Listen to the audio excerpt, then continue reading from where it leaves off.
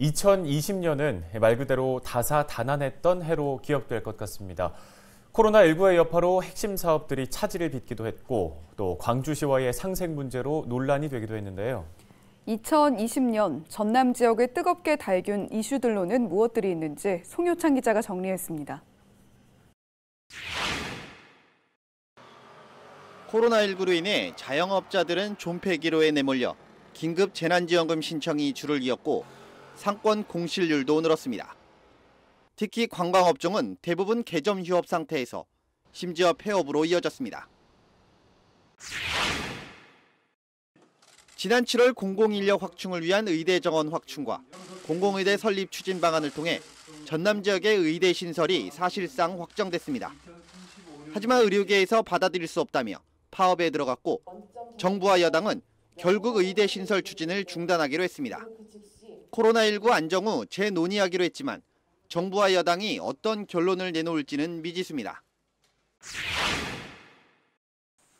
코로나19 사태 속 모범을 보여야 할 공무원들이 업무 시간에 술을 마신 것도 모자라 음주운전 혐의로 적발되기도 했습니다. 심지어 단체로 골프 모임까지 가지면서 확진 판정을 받기도 해 논란이 됐습니다. 더불어민주당 소속 의원들과 관련한 사건 사고도 잇따라 발생했습니다.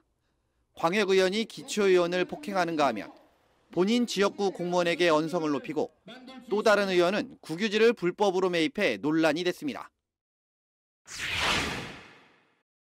올해 처음으로 민선체육회장이 선출됐지만 폭행 등으로 얼룩졌습니다. 강진체육회장은 10개월 만에 공무원 폭행으로 구속됐고 보성체육회장은 수사기관의 조사를 받고 있습니다.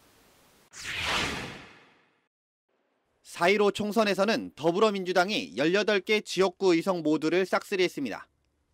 하지만 일당 독주 체제에 대한 우려감도 나오고 있습니다. 야당이 없어 견제가 쉽지 않다는 이유입니다. 지난 8월 7일부터 사흘간 최대 600mm가 넘는 기록적인 물폭탄이 쏟아진 전남에선 사상 최대 규모의 수해가 발생했습니다. 수해로 인해 9명이 목숨을 잃었고 1명이 실종했습니다. 이재민도 수천여 명에 달했고 피해 규모도 4,300억 원에 이르고 있습니다. 이용석 광주시장의 깜짝 제안으로 시작된 광주 전남 통합. 지난 11월 광주시장과 전남지사의 합의로 연구 용역과 공론화 절차를 진행하기로 했지만 광주시의 민간공항 이전 유보로 결국 물거품이 됐습니다. 광주 민간공항의 조건 없는 이전을 약속했던 광주시장이 시민 여론을 이유로 번복하는 일이 벌어졌습니다. 군공항 이전 없이는 안 된다는 것인데 결국 내년에도 공항 이전 문제가 이어질 것으로 보입니다. 전라남도가 2년 연속 7조 원대의 국비를 확보했습니다. 특히 내년에는 올해보다 4,775억 원 증액된 예산을 받게 돼 주요 사업 진행에 탄력이 예상되고 있습니다.